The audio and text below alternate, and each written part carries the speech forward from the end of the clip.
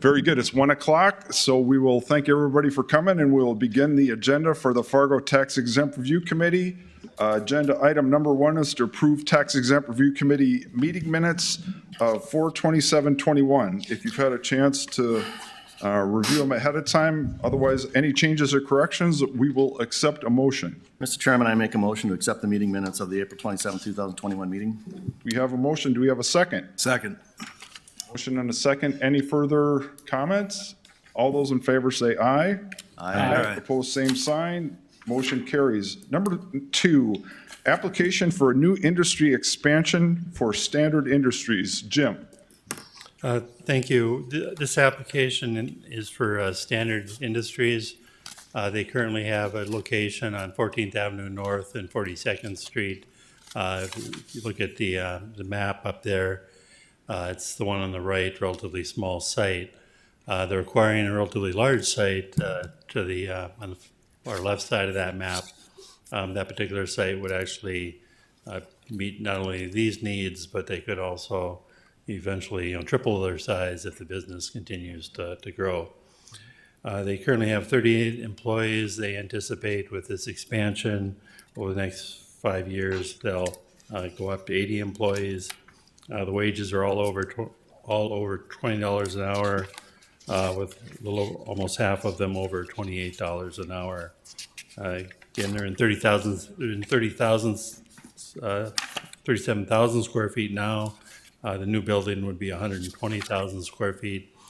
Typically what we've done is when there's this incremental expansion, we would only grant the exemption on the portion of the building that's at exempt, or that is expansion, or essentially about 70% of the building, and keep the other 30% paying property taxes as they are today. I'll have Ryan Oshheim from the EDC make some opening comments, and then we'll have the business come up and tell us a little bit about their operations. Thanks, Jim.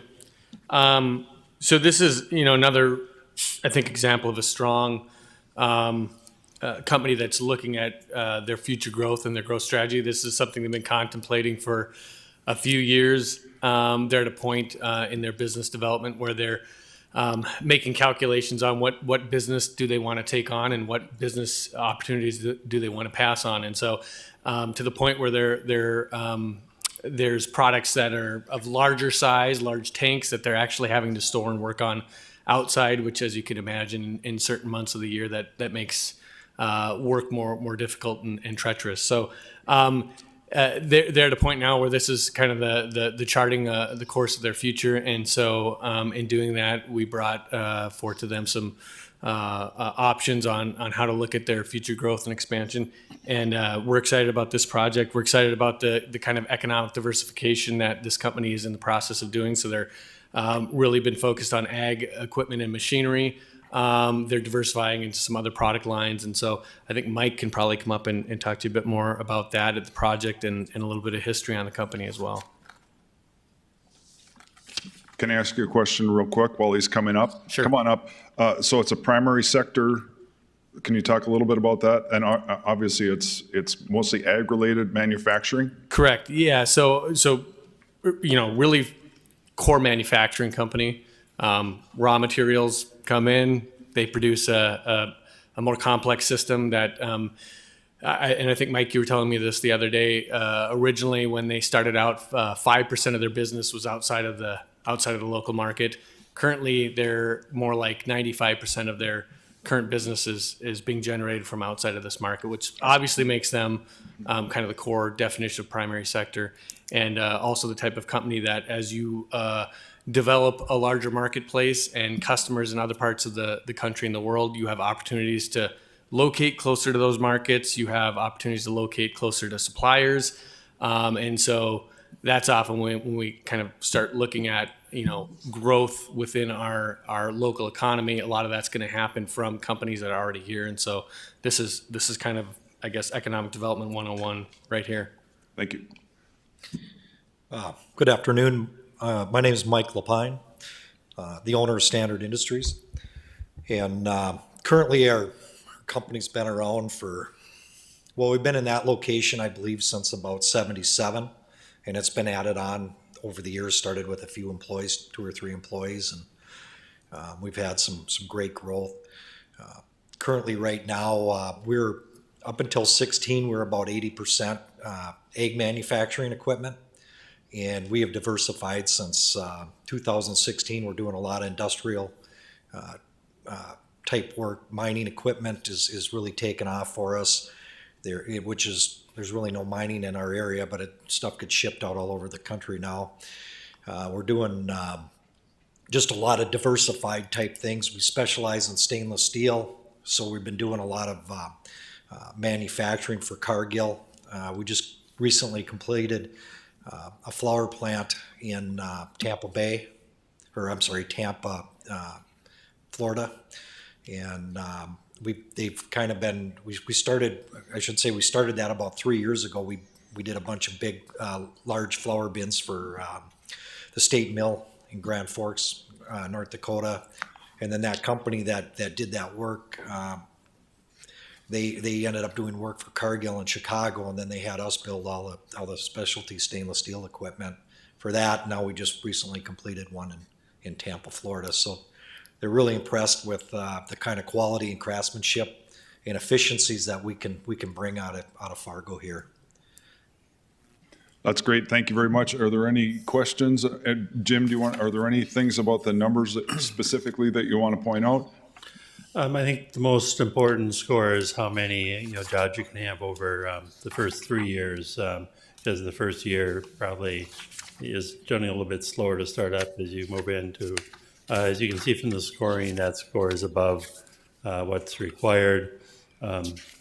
So I mean, my recommendation is to approve this at a 70% exemption, recognizing that the 30%, just kind of shifting over from one location to another. Jim, can you expand on that? Because my recollection of our policy statement was that kind of a prorated exemption was more in the context of someone was expanding on the same site to the same facility.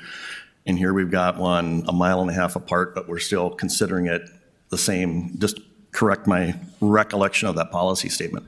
Yeah, you're right. I think in most cases, people are adding on and we only do the addition, but it's kind of varied by business. I think as we clear up our policy, we'll want to clarify that. But someone will likely buy their old location, so we'll continue to see property tax revenue there. But that we just felt that was sufficient. I think the business is comfortable with that 70% expansion.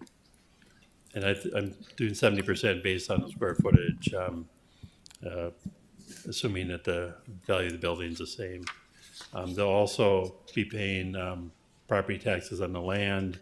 That's significantly more land, probably 4 times the size. They indicated they probably have enough land now to do 300,000 square feet, so they could probably triple their size in the future if the business continues to grow. So I kind of hope that answers your questions. I like you trying to remember the different instances where sometimes we've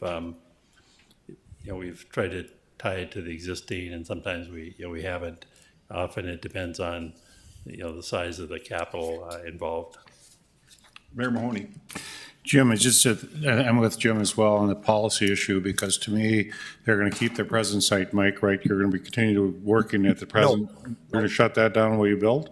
Yep, we're moving everything. We'll be moving everything to a new site. Okay. Before it's built? I'm sorry? Before it's built? No.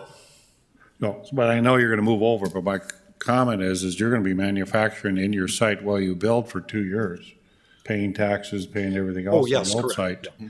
Yeah, the exemption starts upon completion, so. But normally, to Jim's point, when we expand a company that's off-site, that's not on the present site, that's a total new build.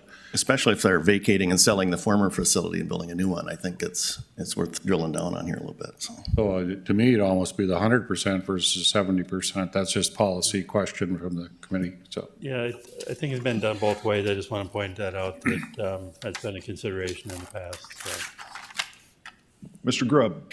Thank you, Mr. Chairman. And Jim, I realize you're working on a new policy draft, and thank you for that. But I wanted to talk a little bit about the exemption evaluation calculator, which as a member, I always, we're looking for 100 points all the time. And in this case, In fact, in the last several, we've had two of them. Year one, it doesn't quite fit the mark. Year three, it does. And as a member up here, I'm kind of trying to figure out which one rules here. And so in the policy update, do you think we can add some clarification to that exemption evaluation calculator? It's really a neat tool, but sometimes if you have conflicting scores, it gets a little muddy. Yeah, and I think as we've, Mike and I have looked at that, that calculation too, along with EDC. And, when you look at the policy, they should really get more scores, but for some reason, when we put it into the old spreadsheet, it ends up with a lower number. And the person that built the spreadsheet's retired and don't necessarily follow the logic. So we do need to clarify that. But I think in the past too, anytime someone gets into the 90s, often we've recommended approval just because there's other factors to consider. Yeah, and just to follow up, Mr. Chairman, I was kind of surprised to see that even in year, it didn't get to 100 because the number of jobs and the hourly rate is certainly what we like to see. So I was just kind of surprised by that. Mr. Chairman, and I know we'll get into this in policy, but I would just advocate in those early years of an expansion, after working with businesses over and over again, they're very disruptive. Mr. Mayor, as you've said, that to try and hit growth marks in that first year are really, really difficult. So I would tend to skew towards the fully developed and operational score than the early on score. But it probably doesn't belong here, but policy, we can certainly tuck that in.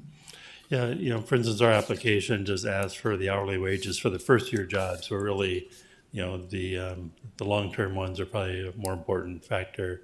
We'll get into that as in the policy. I think, future policy, I'm suggesting we look at really both the first year and the third year as score both of those rather than just one of them. Any other comments or questions? Otherwise, we'll accept a motion.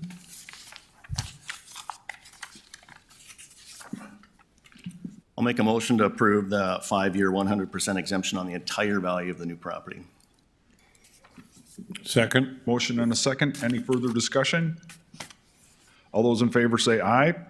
Aye. Opposed, same sign. Motion carried. Congratulations. Thank you. Thank We you. appreciate you Appreciate being in Fargo, and I like organic growth, and I'm guessing you started out as a low man on the totem pole and worked your way up, so that's awesome. So Yes. thank you for being here. Thank you so much. You bet. Thank you, everybody. All right, moving on. Number 3, Cashway, former Food Services of America, pilot discussion. Jim?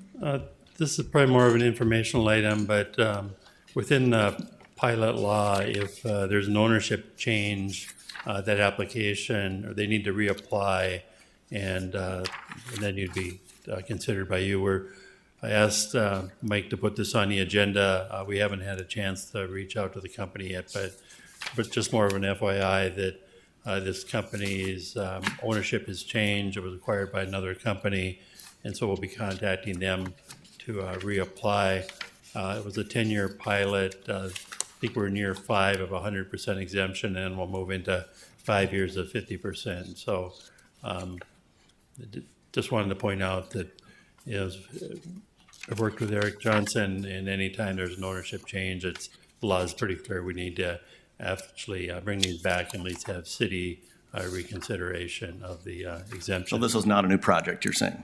Right, not a new project, just so this will be back before you. So just want to give you an update on that, and then we'll work with the EDC to reach out to them and get a new application. And when we do the new application, typically just for the remainder of the exemptions. That's all I have on that item. Okay, so it is an action item, so is that it? We'll move on to the next item, if that's Yes. all right with everyone? That's number 4. We've kind of swerved into that a few times already, but it's discuss the tax policy draft. And actually, so we don't forget, could you update us, Jim, on FedEx? We've had a little bit of some questions about that, so if you wouldn't mind just giving us a quick update. We'll have a full update available at our Fargo City Commission meeting on Monday, but we had some false accusations and charges, and so I think it's better to get those resolved as quickly as we can. Okay, if we can go to the next presentation, I'll jump to the bottom of that slide, and then we'll cover that. Okay.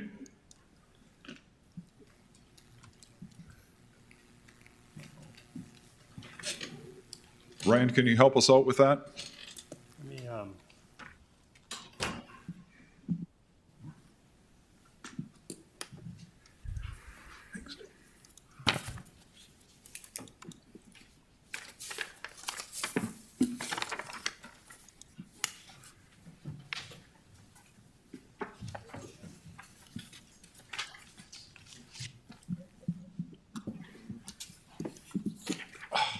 And Jim, while you're working on that, maybe I could just say real quickly, what we're planning on doing is, this is an initial walkthrough of this. Jim is going to have a red line copy of our current policy that will go to all of us before the next meeting, and so we'll have an opportunity to comment on it. I've also asked Jim to have all the other city commissioners get the same thing, so they're aware of what we're working on, and so if they have any areas of concern, they can, but we'll have Jim be the contact person, so if there's any specific things, feel free to contact him, and then we'll put it on our next tax exempt agenda. The other thing we're going to do is we're going to go through, at the next meeting, we'll go through the changes, but we're not going to go through each of, there's some areas that we don't have to go through as meticulously. So we'll focus on the economic development. I believe that'll be the main one, but that's kind of our plan of attack. Go ahead, Jim. Sorry for the editorial comment. no, that's fine. This is background information on the Federal Express site. In 1997, very little cargo in and out of the airport. The particular site was airport land, so as public land, there was no property taxes paid. In right after 1997, there was a lease to Airborne Express to bring cargo planes in and out of this particular site. They applied for a property tax exemption at the time, 5-year property tax exemption. And so then it was, I believe, the first year or two was at 100%, and then it was like at 50, 25. But on average, over that 5-year period, the property taxes that they paid on a building was about $7,000 a year.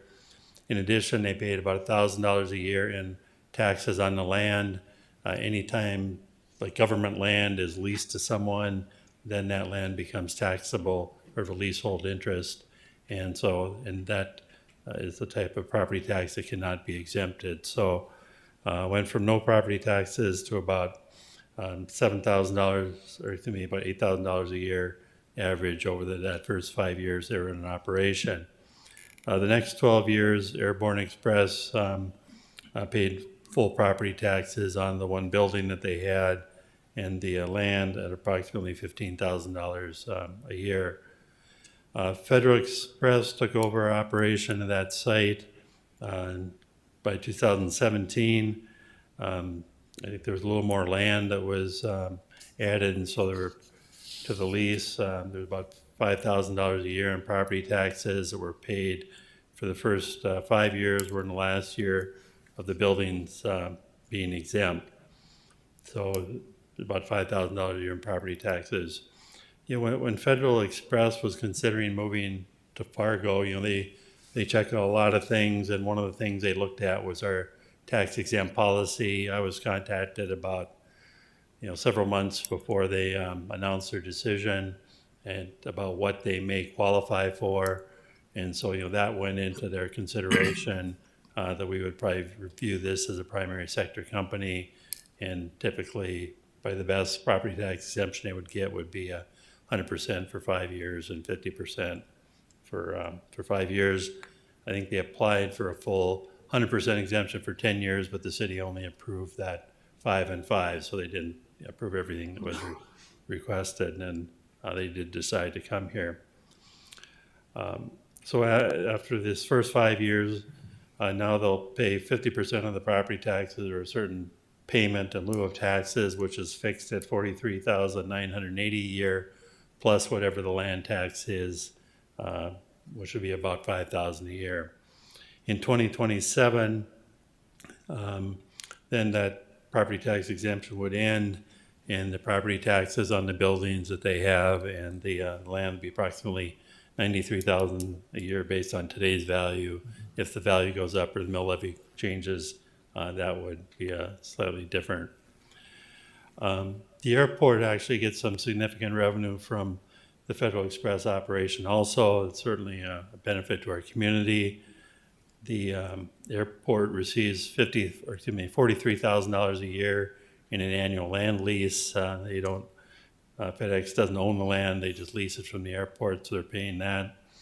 The landing fees from FedEx and the kind of feeder planes that come into Fargo, they're paying $133,000 a year in annual landing fees. And then there's a 2 cents per gallon fuel flowage fee that the airport charges all planes that fuel at the airport. So there's some additional benefit there. When FedEx committed to come into Fargo with this property tax exemption, they promised that there'd be the equivalent of 50 full-time equivalent jobs with an annual wage of $24 an hour.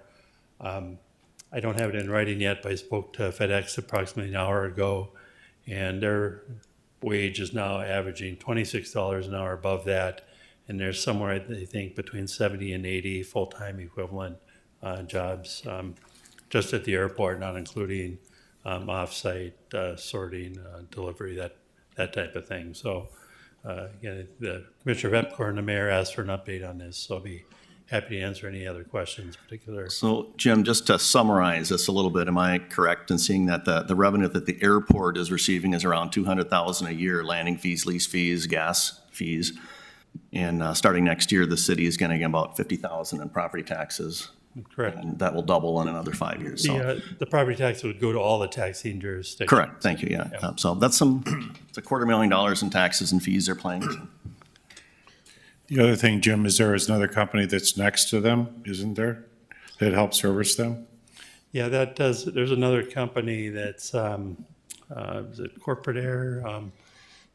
Not sure the name. I'm trying to remember the name, but there's a bunch of different smaller planes that fly out to Dickinson, Minot, that come into there. That does not include those jobs. I think there's 6 aircraft mechanics and probably at least that many pilots that are based in Fargo that when the big plane comes in, they put a lot of stuff into the little planes, and that goes out into the other communities everywhere from Williston, Dickinson, Thief River Falls, places in northern Minnesota. So that does not include those jobs. So that was an additional benefit that we see. So I just want to repeat this. So we had accusations that that they didn't do what they promised they were going to do, and they have. So that accusation is false, and I guess what that does is that damages our reputation. And so I'm looking forward to an apology. I think I won't hold my breath, but clearly it was false, and it was on the news and talk shows, and that's unfortunately that's just life. But it just when you say something like that, it damages our reputation, unfortunately. So, but that's what it is. So thank you very much, Jim, and we'll also look forward to having it in writing. I think that's good. It will be good for the other commissioners on Monday to see it in writing.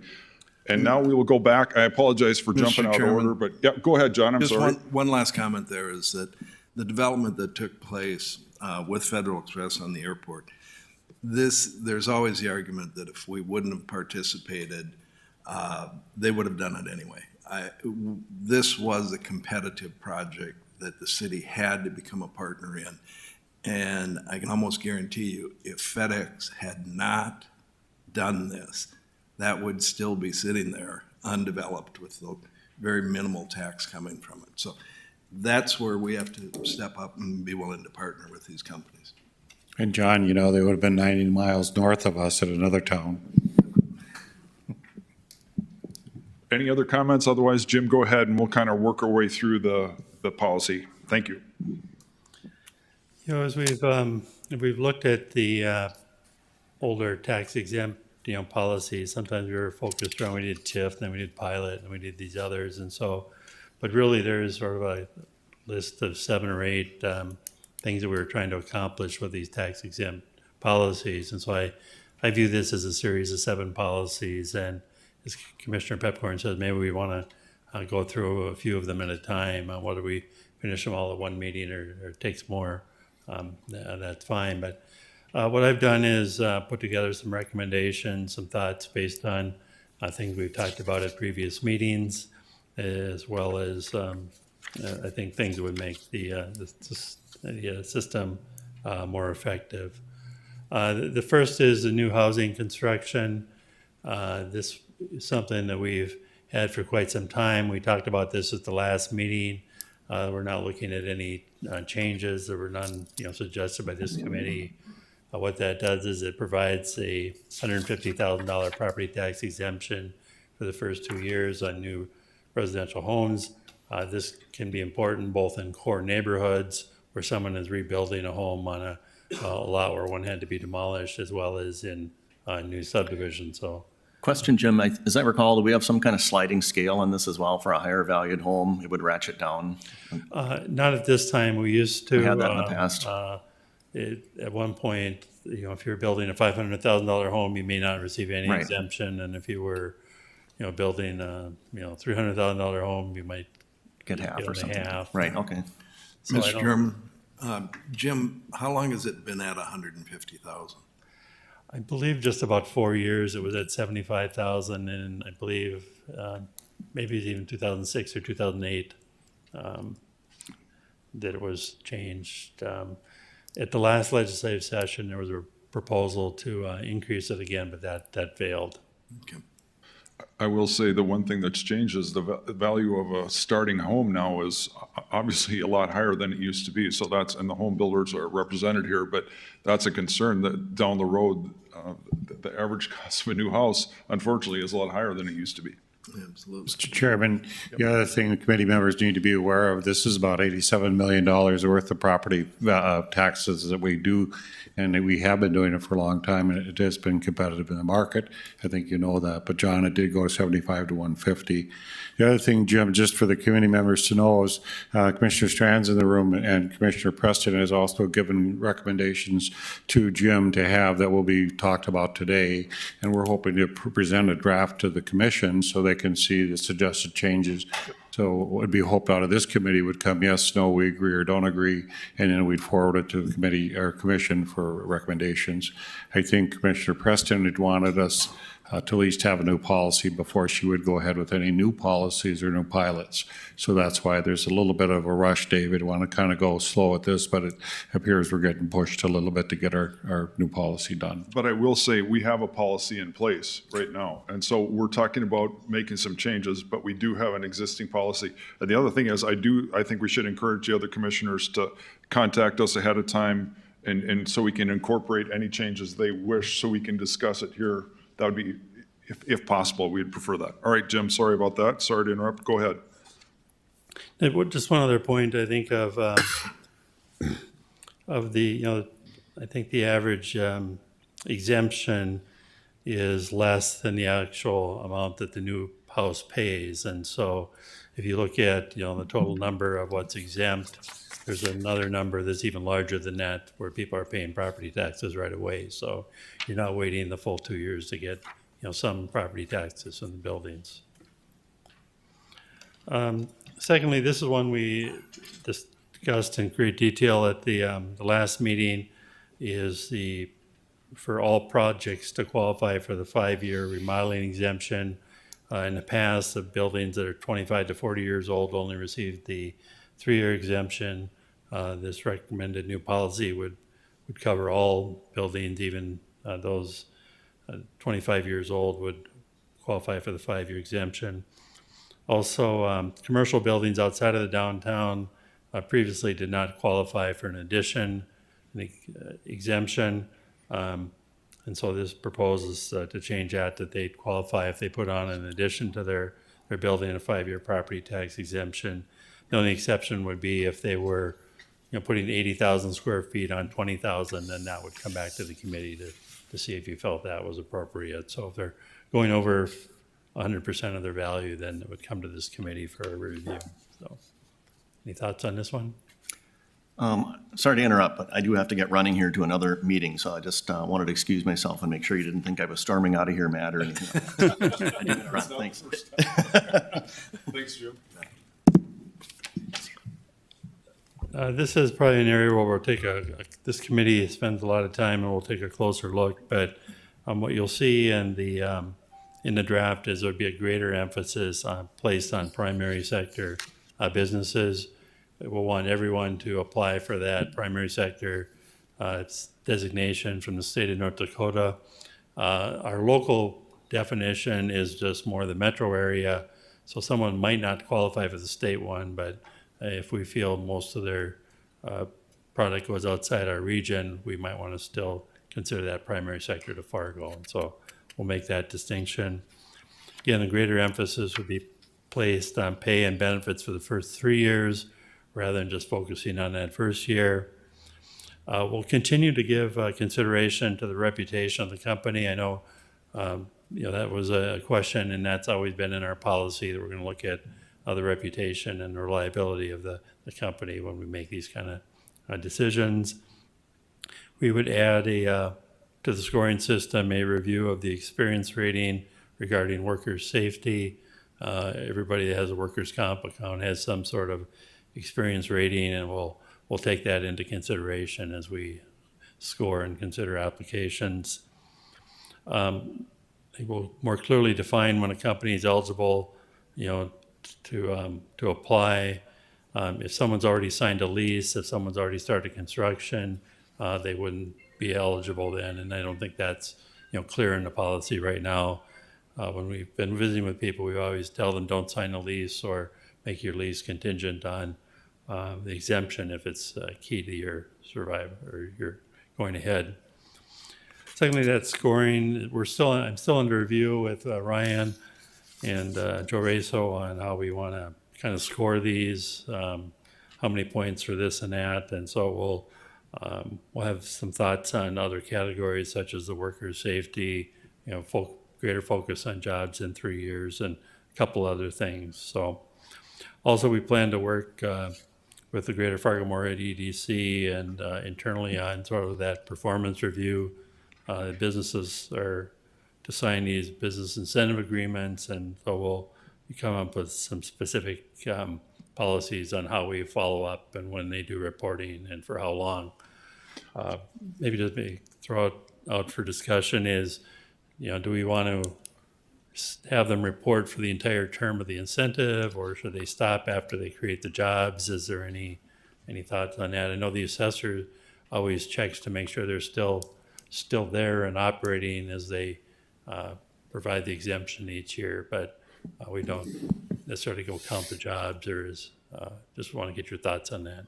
So what I'd like to suggest is that we clarify this, and what I'd like to have happen is for the city attorney to have a document that's fairly brief, that summarizes what we're agreeing to, the number of jobs, the pay, how long the exemption is, how much the exemption is, and then have it signed by the mayor and whoever is the head of the company. So it's a legally binding document, so it's very clear.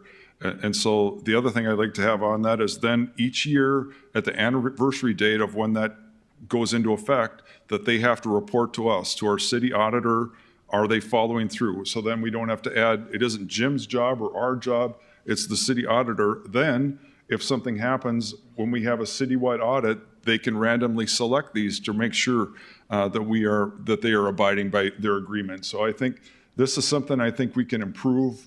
I think it would make it a little more clear and a little more binding. So I know the city attorney's here, and I know people don't always enjoy people thinking of jobs for them to do, but I think having a clear line of responsibility, when it goes into effect, when you report, that would resolve a lot of issues. So I'm interested if anybody has any comments, and obviously we'll have more opportunity in the future, but that's my 2 cents. Thank you.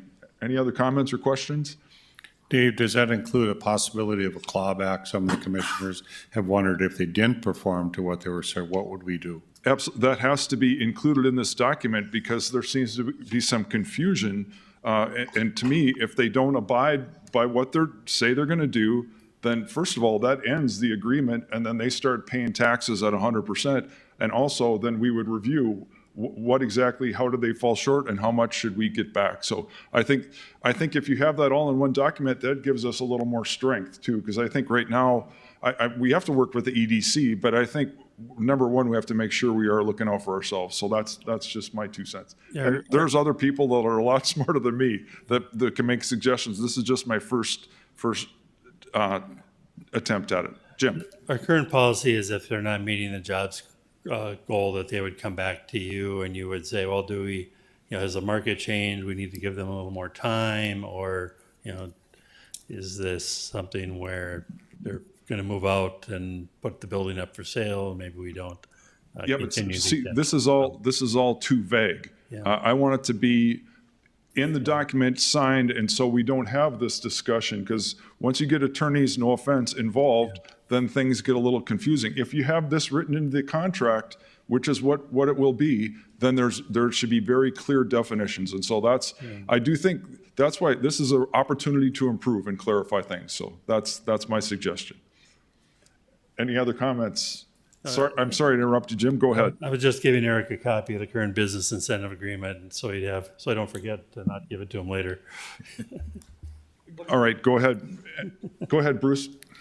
Thank you, Mr. Chair. Jim, when we talk about wages, have you given consideration, is there like a minimum? I've heard the term living wage used before. How do you determine that? I mean, are you considering minimal wage requirements, or was that too difficult to try and incorporate, or what have you done with that? I think we'll have something similar to our current policy. For instance, if you have jobs now that pay less than $13 an hour, you get negative points. Where if in order to qualify for any sort of points, you need to be over 15. As we look at a living wage in Fargo for a single person with no dependents, it's around $15 an hour. Every child you add, your living wage just goes up a lot more. And so that's something we'll certainly look at in terms of the wages. The other factor that EDC talked about is I think we really need to have an expectation of some benefits. And so there should be at least either health care, pension, or substantially higher wages in order to qualify for these programs, because that's just it kind of adds to that living wage. If you don't have health care, you may make some decent money, but your health care costs are going to be pretty high. Any other thoughts on this or things we should look at including?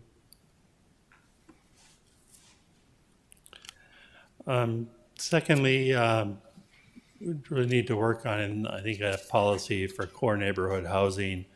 In the past, right now we have a policy on apartment housing in university mixed-use zoning districts. We looked at that core neighborhood plan. It identified several areas where it was going to be appropriate to really probably change the zoning to multifamily housing. That includes some areas close to the downtown, includes some areas up by NDSU. And so if we're truly interested in seeing some higher density in those neighborhoods, this policy to encourage some apartments might be appropriate, as well as clearing out some real blighted properties that in those areas. So just kind of a rough draft on this, where we would really replace that university mixed-use policy with a core neighborhood housing policy. The key requirements would be that projects must be consistent with the land use plan and zoning. Also, we'd look at trying to provide greater incentives if there's affordable housing included. If the core neighborhood plan suggested in the core neighborhoods that we try to achieve some sort of goal like 10% more affordable housing. We haven't defined affordable yet, so that'll need to be something we'd look at in the policy. We'd still require the but-for test for financial review.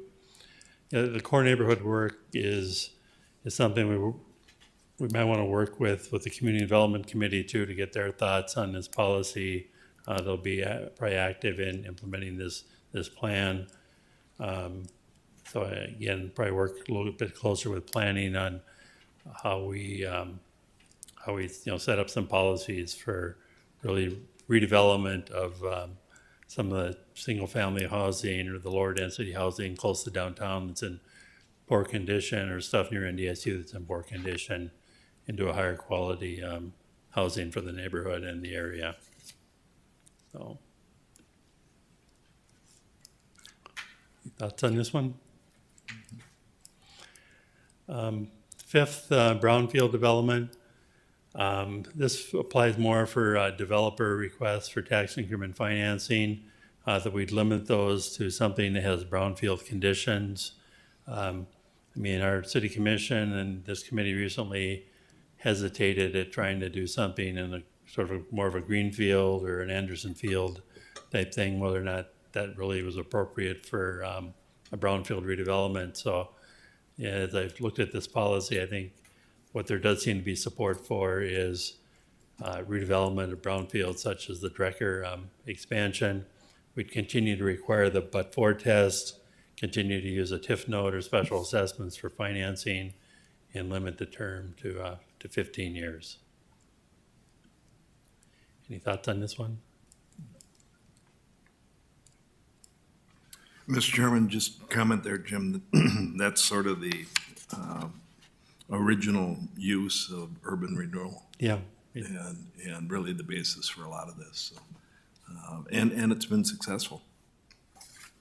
And would you say then Kmart lot, that qualifies for brownfield?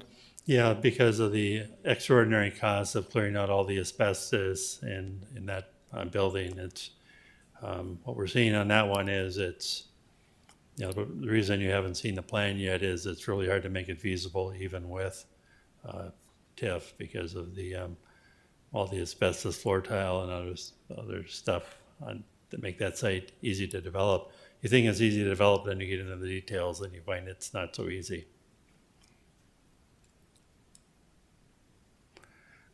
Downtown housing, I don't see a need for any change in the base policy. Should we look at greater incentives if affordable housing is included? That's something I thought we could put in there and then still require that but-for test for financial review. Low-income housing, no changes. This one needs to be exempt for up to 20 years if needed. On this policy, Commissioner Strand is here, whether or not we should really just have the review done by the Community Development Committee. Often to get low-income housing done, we need HUD resources, either CDBG or home. In addition to the tax exemptions, perhaps that application should all go to one committee, the same committee. So I'll throw that out for your thoughts. I guess my main thing is just so we know what's going on. I think which committee, I don't know if that's as critical, but I do think it's good, especially if it's a tax exemption, that we at least know what's going on. But I think if they all fit together better in the community development or another group, that's fine. But I do think just to at least have it included, just so we know, I think that would be good. I think community development can look at it, John. You can assemble it and put it together as best they see fit, and then it could come to our committee. But I think that'd be a great for community development, don't you think, for them to be involved in some low-income housing? And then that really helps mesh some of the goals that they have, neighborhoods core study. So, and it could come to us, so we're just gonna say, yep, good deal. Commissioner Pepcorn asks. Mr. Chairman, Jim, before we leave that, and just a little editorial comment, but numbers 2 through 7, there was legislation introduced this last session to take some of the tools of the Renaissance zone and apply it to neighborhood zones, which I think would have had a very beneficial impact on our core neighborhoods and repopulating schools. It's very disappointing how the legislature handled it. They hog-housed the bill, which I'd heard about hog-housing bills. I'd never quite understood it. So the bill was introduced and had first reading, so to speak, was advancing and looking for additional input. They introduced an amendment that took all the language out of the bill that dealt with the Renaissance revitalization zones, so there was nothing really left to the bill, and then defeated it. So our legislators, in acting that way, really, it's very disappointing as a taxpaying citizen, understanding what they really did there. And I was looking forward to some very robust debate about the benefits and costs of the program, but in the way they handled it, it just stopped dead. And I was following the progress of it and thought, what happened here? But that was a very disappointing thing. Just a little editorial comment there that would have been a great tool to apply to these areas. That's great, John. And if it happens again at the next legislative session, would you please let us know? And I think the Renaissance Zone has been so successful. It's like, why not try to copy that and spread it in other things? And so, I mean, we can speak from a real world experience. The Renaissance Zone has been just a great thing. And so we're thankful to lots of people had a part in that. Well, and the problem is when they treat a bill like that, it receives no attention, no press coverage, no discussion. It just sort of disappears. And like I said, it's a disappointing way to legislate, that our legislators don't have to take a position and don't have to support or fight against something like that. And, so it was just very disappointing in the way it goes about. And like I said, Very good. Thank you, John. Yep. Go ahead, Jim. Yeah, that bill did pass the Senate and had, I think, pretty good support in Fargo, but in some other cities around the state. But then it ran into what's called the House Finance and Tax Committee and died there. Yep. Thus the hog house, I guess. Yeah. I'm not sure.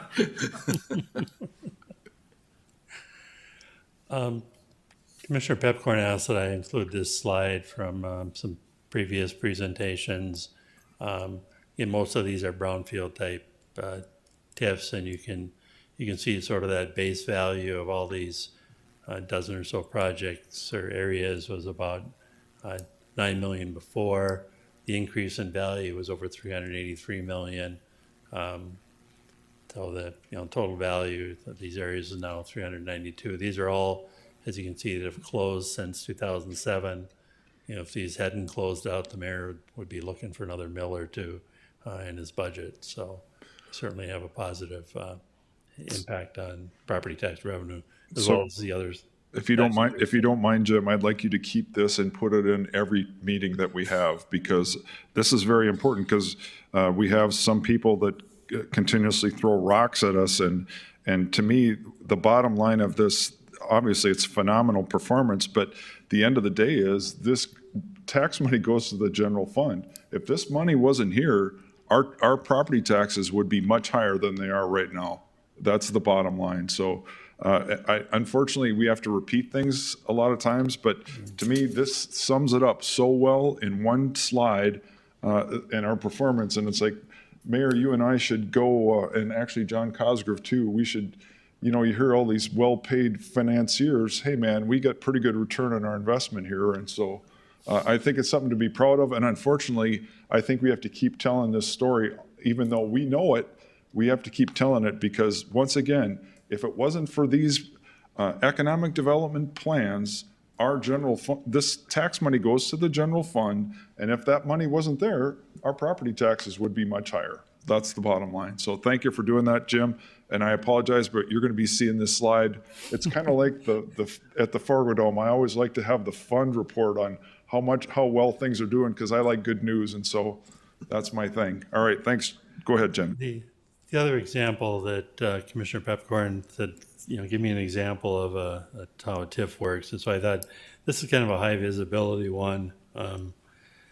Bison Block that's along 12th Avenue North, right across from that main entrance of NDSU.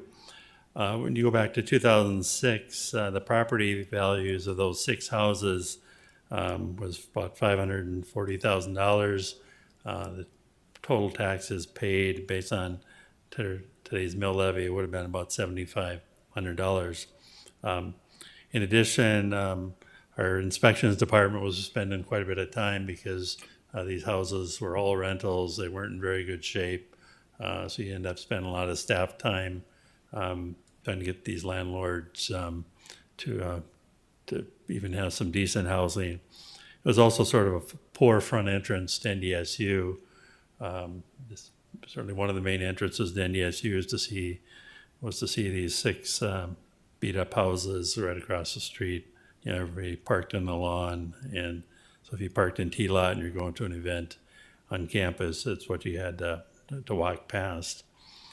So you go to 2020, the property value is now 6.9 million. Property taxes are 95,000 a year.